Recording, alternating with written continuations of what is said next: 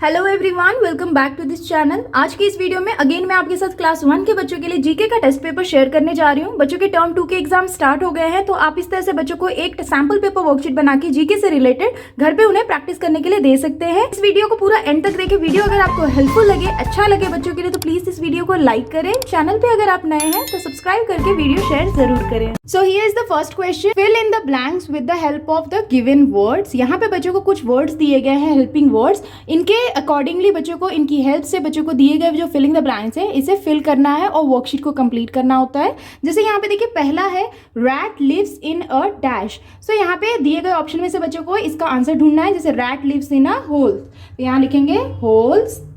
उसी तरह से नेक्स्ट है, you go there to study every day, it is a dash. So where do we go every day to study and what is called? It is called school. So यहाँ answer हो जाएगा school. उसी तरह से next है, dash is a part of computer. Option में कौन सा पार्ट ऑफ कंप्यूटर है? CPU. So answer is CPU. CPU is a part of computer. उसी तरह से नेक्स्ट है, capital of our country is dash. So answer is new Delhi. Capital of our country is new Delhi, तो answer लिखना है new Delhi. उसी तरह से नेक्स्ट क्वेश्चन है, dash is our national bird. What is our national bird? Peacock. So answer is peacock.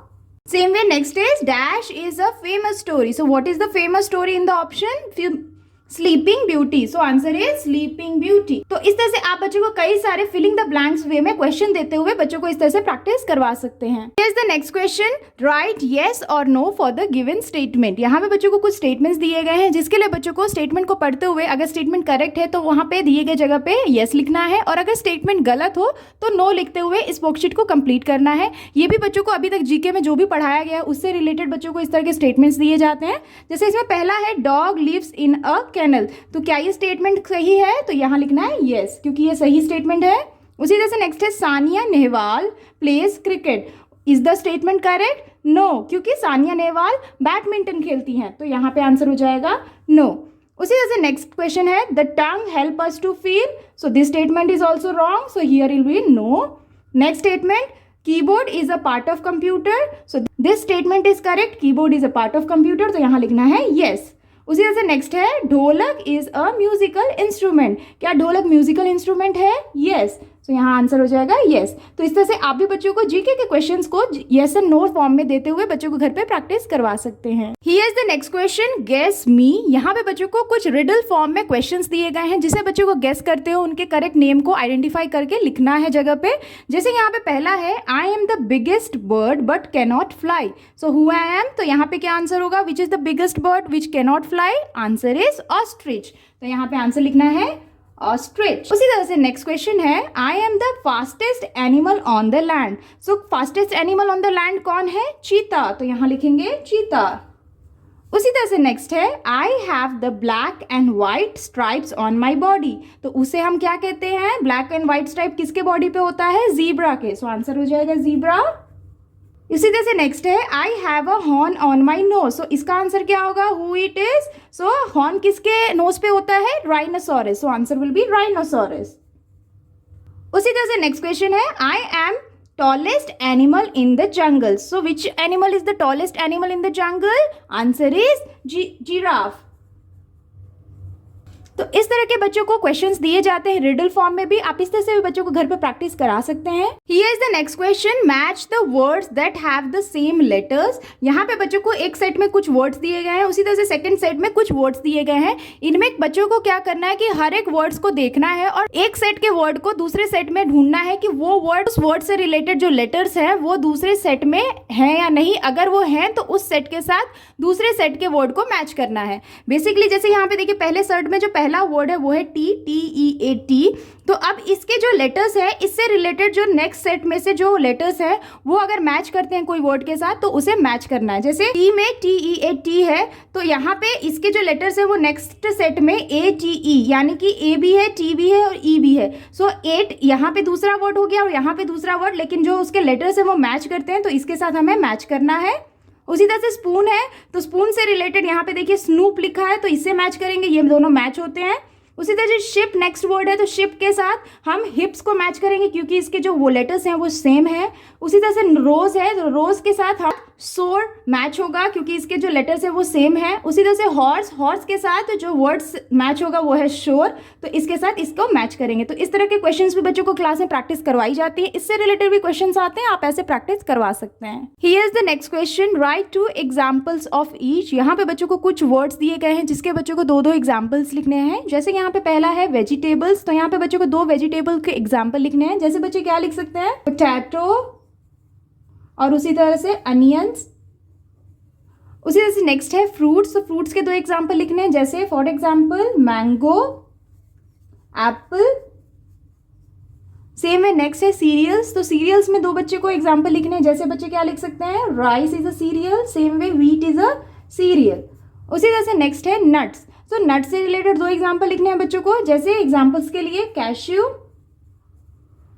Same way almonds, ये दोनों nuts हैं। तो इस तरह से बच्चों को पढ़ाया जाते हैं हर एक टाइप ऑफ वेजिटेबल्स, फ्रूट्स और नट्स से रिलेटेड क्वेश्चंस। तो ये बच्चों को भी एग्जाम्स में दिए जाते हैं। आप इस तरह से भी टॉपिक से रिलेटेड बच्चों को घर पे प्रैक्टिस जरूर कराएं।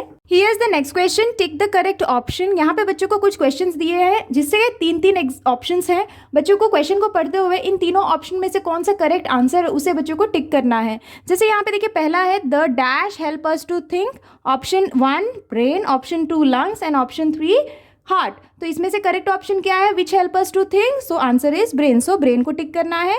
उसी तरह से नेक्स्ट है Guru Parv is celebrated by Muslims, Sikh और हिंदूज। सो इसका करेक्ट आंसर क्या होगा, गुरु पर्व कौन सेलिब्रेट करता है, Sikh people, so answer is Sikh. उसी तरह से नेक्स्ट है in which direction does the sun sets, north, east और वेस्ट। तो सन कहाँ पे कौन से डायरेक्शन में सेट होता है, answer is waste, so waste को टिक करेंगे। उसी तरह से नेक्स्ट क्वेश्चन है the food which gives energy is fish, potato, egg. तो कौन सा फूड हमें एनर्जी देता है, इसमें से कौन सा करेक्ट आंसर है, इसमें से आंसर करेक्ट है एग, तो एग को टिक करना है। उसी तरह से नेक्स्ट है which one of the following is also called as blue planet, sun, earth और मेरकुरी। दिए गए ऑप्शन में से कौन सा ऐसा प्लैनेट है जो ब्लू प्लैनेट के नाम से जाना जाता है, आंसर इज अर्थ। तो इस तरह से बच्चों को ऑप्शन से रिलेटेड क्वेश्चंस दिए जाते हैं जो आप बच्चों को घर पे प्रैक्टिस करा सकते हैं। Here is the next question, cross the odd one out. यहाँ पे हर एक सेट में बच्चों को 3 वर्ड्स दिए गए हैं। हर एक सेट के वर्ड्स को बच्चों को केयरफुली समझना है और जो ऑड वन आउट है उसे बच्चों को क्रॉस करना है। तो जैसे पहला सेट में देखते हैं आयरन, कूलर, काउ। तो इस तीनों में से कौन सा ऑड वन आउट होगा, कौन एक दूसरे से बिलोंग, फैमिली से बिलोंग नहीं करता है। जैसे आयरन और कूलर एक नॉन लिविंग थिंग है लेकिन काउ क्या है, लिविंग थिंग, तो ये ऑड वन आउट हो जाएगा, तो इसे क्रॉस करना है। उसी तरह से नेक्स्ट सेट में है रोज, कैरेट, लोटस। तो इसमें से ऑड वन आउट कौन सा है, कैरेट, क्योंकि ये वेजिटेबल है तो इसे क्रॉस कर देंगे। उसी तरह से नेक्स्ट है पेंसिल, बेयर, फॉक्स। तो इसमें से ऑड वन आउट कौन सा होगा, पेंसिल, क्योंकि पेंसिल एक थिंग है, बेयर और फॉक्स एनिमल कैटेगरी से बिलोंग करते हैं। उसी तरह से नेक्स्ट है लैम्प, ग्लोब, रेन। तो इसमें से जो ऑड वन आउट है वो कौन सा ऑप्शन है, वो है रेन, क्योंकि रेन एक नेचुरल थिंग है, लैम्प और ग्लोब आर्टिफिशियल यानी कि नॉन लिविंग थिंग है। उसी तरह से नेक्स्ट है बैटमैन, समर, ऑटम। तो इसमें से ऑड वन आउट कौन सा होगा, बैटमैन, क्योंकि बैटमैन एक पर्सन का नाम है, एक कैरेक्टर का नाम है, समर ऑटम सीजन से रिलेटेड है। तो इस तरह से बच्चे को कॉन्सेप्ट को समझना है और जो ऑड वन आउट है उसे क्रॉस करना है। इस तरह से भी बच्चों को आप क्वेश्चन देके घर पे प्रैक्टिस करवा सकते हैं। Here is the next question, write the missing letters। यहाँ पे बच्चों को कुछ क्वेश्चंस दिए गए हैं रिडल फॉर्म में जिसके जो वर्ड्स हैं उसके लेटर्स मिसिंग हैं। बच्चों को आइडेंटिफाई करना है कि वो रिडल क्या है और वो कौन सा वर्ड है जिसके जो लेटर्स हैं वो मिसिंग है, उसे बच्चों को फिल करते हुए इस वर्कशीट को कंप्लीट करना होता है। जैसे यहाँ पे पहला है कोम्बिंग हेयर विथ इट। तो इसका आंसर क्या होगा, हम किससे कोम करते हैं, कोम से। तो उसका जो स्पेलिंग है वो बच्चों को फुल कंप्लीट लिखना है, जैसे COMB, कोम। उसी तरह से नेक्स्ट है drawing straight line with it. हम किससे स्ट्रेट लाइन ड्रॉ करते हैं, उसे हम कहते हैं रूलर, और रूलर का स्पेलिंग यहाँ बच्चे को कंप्लीट करना है RULER, रूलर। उसी तरह से नेक्स्ट है type of fruit red and round. कौन सा ऐसा टाइप ऑफ फ्रूट है जो रेड कलर का है और राउंड शेप में है, उसे हम कहते हैं एप्पल, APPLE, एप्पल। उसी तरह से नेक्स्ट है kept in bathroom use to clean teeth with it. हम बाथरूम में इसे रखते हैं और इसे हम अपने टीथ को क्लीन करते हैं, तो उसे हम क्या कहेंगे, टूथब्रश। तो टूथब्रश की स्पेलिंग को कंप्लीट करना है TOOTH, tooth brush, BRUSH। USH brush. तो इस तरह के क्वेश्चन रिडल फॉर्म में मिसिंग लेटर में भी बच्चों को दिए जाते हैं और उन्हें स्कूल्स में पढ़ाया जाता है, तो आप इस तरह से भी बच्चों को घर पे प्रैक्टिस करवा सकते हैं। Here is the next question, identify the country flag which they belong to. यहाँ पे बच्चों को कुछ फ्लैग्स के पिक्चर्स दिए गए हैं जिसे बच्चों को आइडेंटिफाई करना है कि ये फ्लैग कौन से कंट्री का है, किससे बिलोंग करता है, उसका नाम बच्चों को दिए गए जगह पे लिखना है। तो बच्चों को कंट्री के फ्लैग्स, डिफरेंट कंट्री के फ्लैग्स सिखाए जाते हैं, तो इस तरह से भी बच्चों को आप घर पे प्रैक्टिस जरूर कराएं। एग्जाम्स में इस तरह के क्वेश्चन जरूर पूछे जाते हैं बच्चों से। जैसे यहाँ पे देखिए पहला जो ये कंट्री का फ्लैग है, ये कौन से कंट्री का फ्लैग है, ये है यूएसए का। तो यूएसए का जो फुल फॉर्म है उसे हम क्या कहते हैं, उसे कहते हैं यूनाइटेड स्टेट ऑफ अमेरिका। इसे शॉर्ट फॉर्म में यूएसए भी कहा जाता है। तो इस तरह से बच्चे लिखेंगे। उसी तरह से नेक्स्ट जो फ्लैग है वो कौन से कंट्री का है, वो है पाकिस्तान का। तो यहां लिखना है पाकिस्तान। उसी तरह से नेक्स्ट जो है फ्लैग वो हमारे कंट्री का है जिसे हम कहते हैं इंडिया फ्लैग। तो यहाँ लिखेंगे इंडिया।